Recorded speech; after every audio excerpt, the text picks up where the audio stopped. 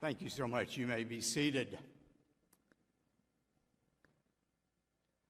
A doctor said to his patient, "I have some bad news and some terrible news for you. Which do you want to hear first?" The patient said, "Well, tell me the bad news." The doctor said, "Well, your test results came in and they said you're going to be dead in 24 hours. The patient was stunned. He said, "What could be worse news than that? I was supposed to have told you yesterday." Well, this morning I have some good news and some bad news for you. Which do you want to hear first? I'm going to tell you the good news. I was just asking to be polite. The good news is President Donald Trump is the most pro-life, pro-religious liberty, pro-Israel president in the history of our union. That is without dispute. But here is the bad news.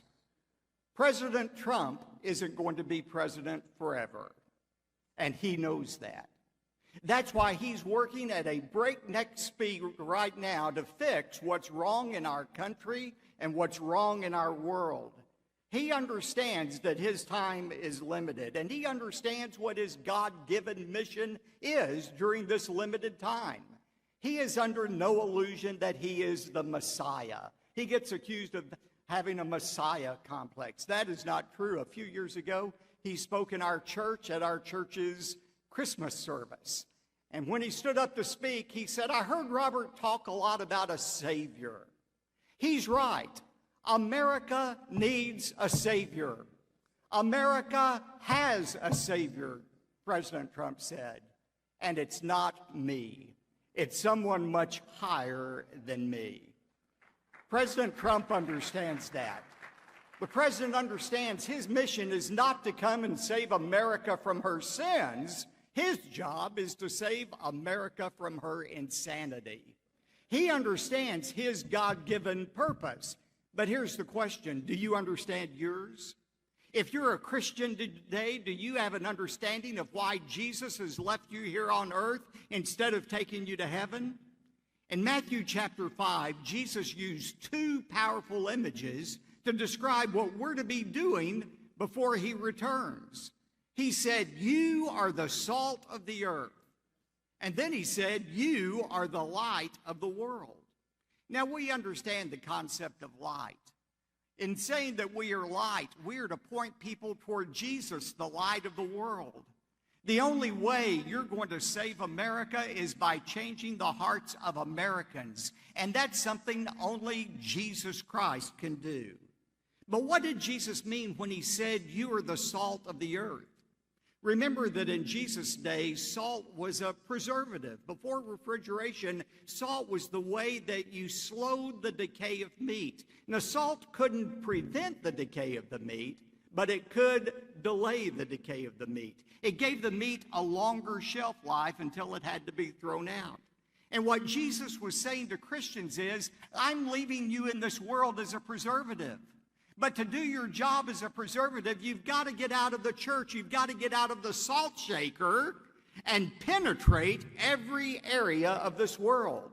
He wants Christians to penetrate the world of business, the world of education, the world of entertainment, and yes, the world of government. He called us to be involved in the government. You know, many people don't understand that God created the government. He created it for two and only two reasons. First of all, to protect citizens against evildoers, Romans chapter 13. And the second purpose of government is to protect people's freedom to worship, 1 Timothy chapter 2. President Trump understands that assignment of government, and he has been dedicated from the first day of his first term to preserving religious freedom. In July of 2017, during his first term, our church held a Celebrate Freedom rally right down the street at the Kennedy Center. And President Trump spoke at that rally. And he said in part, "We will not allow the government to censor sermons, to restrict the free speech of our pastors and our preachers. That is why, just as I promised Pastor Jeffress, I have just signed an executive order following through on my campaign pledge to stop the Johnson Amendment from interfering with your First Amendment rights. As long as I am president, no one is going to stop you from practicing your faith or from preaching what is in your heart. And President Trump was faithful to fulfill that promise during his first term to protect religious liberty. He did it well. But then came the dark days of the Biden administration. And once again, religious liberty was under attack. Let me just take a couple of minutes and share with you what happened to our First Baptist Church in Dallas during the Biden administration. In June of 2020, while President Trump was still in office, we had our annual patriotic rally at our church. And President Trump sent his vice president and one of his cabinet members to represent his administration at our church, and both men shared about their faith in Jesus Christ. We were very careful to follow every IRS regulation about not endorsing candidates in the church. Interestingly, other churches endorse Democrat candidates all the time, left and right, without any pushback from the IRS. But we decided to play by the rules and not endorse candidates. Immediately after our service in June of 2020, that godless organization, the Freedom from Religion Foundation, filed a complaint with the Internal Revenue Service about our church service. And the IRS did nothing until President Trump was out of office and Joe Biden became president.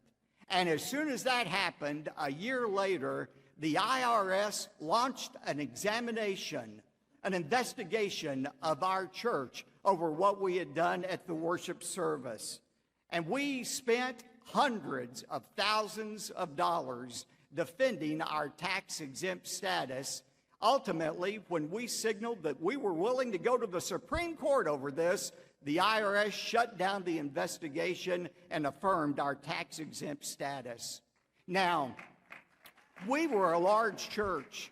We could afford to spend hundreds of thousands of dollars, but most churches could not do that.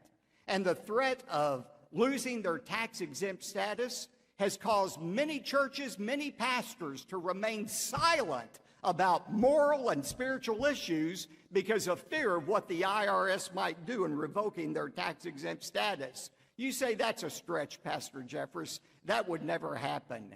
At the same time we were going through our examination, another organization in Texas, the Christians Engaged organization led by Bunny Pounds, was applying for tax-exempt status, and they had their tax-exempt status denied. And the IRS actually said in a letter to this organization, when you encourage Christians to vote according to biblical principles, such as being pro-life, pro-religious liberty, pro-Israel, those biblical values are Republican values. And therefore, you cannot speak out on them and have a tax-exempt status. Can you believe that? It doesn't take a rocket scientist to see where this is going. You can see how the Johnson Amendment can be and will be politicized in the future to keep churches from speaking out on issues. The Supreme Court, under the first Chief Justice of the Supreme Court, said, the power to tax is the power to destroy. Listen to me this morning. The IRS and every other government organization needs to stay the heck out of our churches. The government has absolutely no business interfering with what we do in our worship services and what we say from our pulpits. Interestingly, President Trump understands that.